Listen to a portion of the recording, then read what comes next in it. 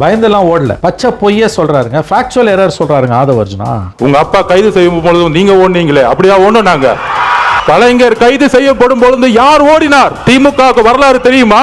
நான் பார்த்தேங்க, நான் களசாட்சிங்க. காலைல 8 மணிக்கு போய் அவர் அப்பியர் ஆயிட்டாரு. எங்கேயும் பயந்தெல்லாம் அவர் ஒன்றும் ஓடல. தைரியம் இருந்தா கை வைங்க, தலைவரை பார்த்துருவோம்.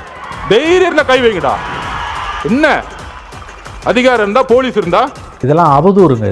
இதெல்லாம் வந்து ஆதவ் ஏன் இப்படி பேசுறாருன்னு எனக்கு தெரியல. அதாவது இந்த வேண்டாத மருமக கைப்பத்தா குத்தம் கால் பத்தா குத்தம்ன்ற கதையா இருக்குது. இதெல்லாம் கலைஞர் கைதப்போ விடிய காத்தால 3 மணிலேருந்து அன்னைக்கு நைட்டு மத்தியானம் ஒரு 10 மணி காலையில் இதில் 7:30 மணிக்கு கொண்டு போய் ஜெயிலில் போட்டாங்க. அதுக்கு பிறகு தலைவர்களோட பேட்டி எடுக்கிறது எல்லாம் முடிச்சு நான் அன்னைக்கு நைட்டு வீட்டுக்கு போகும்போது 11 மணி. ஸ்டாலின் எங்கேயும் ஓடல, ஃபேக்சுவல் எரர் பண்ணுறாரு அவர் ஆதவர்ஜுனா. கலைஞரை வீட்டில் போய் 11 மணிக்கு வீட்டுக்கு போகிறாங்க. அந்த ட்ராமா நடக்குது. நான் ஒரு 2 மணி வாக்கில் நான் அப்போ ஏஎன்ஏ செய்தி நிறுவனத்தில் இருந்தேன். ஜூன் 29:30 மிட் நைட், 29 வெள்ளிக்கிழமை நைட்டு 30ஆம் தேதி அதிகாலை 2 மணிக்கு எனக்கு தகவல் வந்தது. நான் காரில் அண்ணா நகரில் என்னோட அலுவலகம், அங்கே போயிட்டு கார் எடுத்துகிட்டு நான் ஃபஸ்ட்டு போனது வந்து இதுக்கு போனேன், வெப்பேரி போலீஸ் ஸ்டேஷனுக்கு போகிறோம். அங்கே தான் கலைஞரை கொண்டு வராங்க.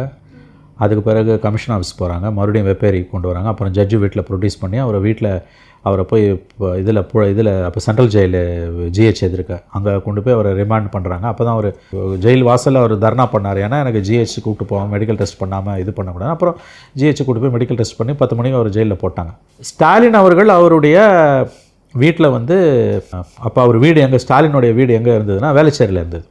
கலைஞர் அரெஸ்ட்டும் வந்து இதில் ஆலிவர் ரோட்டில், ஸ்டாலின் வந்து இதில் இருக்கார், நம்ம வேளச்சேரியில் அவருடைய வீடு. இந்த கைது நடவடிக்கை இங்கெல்லாம் பண்ணும்போது அங்கே வந்து அவர் வந்து அன்றைக்கி நைட்டு வந்து ஒரு வீட்டில் இல்லை. காலையில் 8 மணிக்கு அவர் ஜட்ஜு வீட்டில் போய் அப்பியர் ஆகிட்டார், அசோக்குமார் வீட்டில். பயந்தெல்லாம் ஓடல, பச்சை பொய்யே சொல்கிறாருங்க, ஃபேக்சுவல் எரர் சொல்கிறாருங்க ஆதவர்ஜுனா. நான் பார்த்தேங்க, நான் களசாட்சிங்க. காலையில் 8 மணிக்கு போய் அவர் அப்பியர் ஆகிட்டார். எங்கேயும் பயந்தெல்லாம் அவர் ஒன்றும் ஓடல. ராஜ் டிவி மட்டும் பேட்டி எடுத்தாங்க, எனக்கு நல்லா ஞாபகம் இருக்குது. அவர் வீட்டை விட்டு வெளியில் வந்தார், வெளியில் எங்கேயோ இருந்தார். அவர் வந்து இந்த அரெஸ்டெல்லாம் முடிஞ்ச பிறகு வேளச்சேரி வீட்டுக்கு மறுபடியும் வந்தார். வேளச்சேரி வீட்டுக்கு வந்துட்டு 7 மணிக்கு எனக்கு நல்லா ஞாபகம் இருக்குது, நான் ஏஎன்ஏல இருக்கேன். எல்லா தொலைக்காட்சிகளும் அன்றைக்கி இங்கே சுற்றிக்கிட்டு இருக்காங்க. ராஜ் டிவி மட்டும் என்னுடைய நினைவுகள் சரியாக இருக்குமே, ஆனால் subject to correction, of course 24 years ஓடி போச்சு. ராஜ் டிவி மட்டும் அந்த பேட்டி எடுத்தாங்க, எனக்கு நல்லா ஞாபகம் இருக்குது அவங்களுக்கு பேட்டி. பிகாஸ் நாங்கள் வந்து அதுக்கு பிறகு ராஜ் டிவி கிட்ட அந்த விஷுவல்ஸை வாங்கி ஏஎன்ஐ நாங்கள் ஃபீட் பண்ணோம். Was with ANI. அப்போ அந்த பேட்டி கொடுத்துட்டு நான் போகிறேன், ஜட்ஜு வீட்டுக்கு போகிறேன்னு வெண்ட் அண்ட் சரண்டர்ட். அவங்க எங்கேயும் ஓடிலாம் ஒளியில.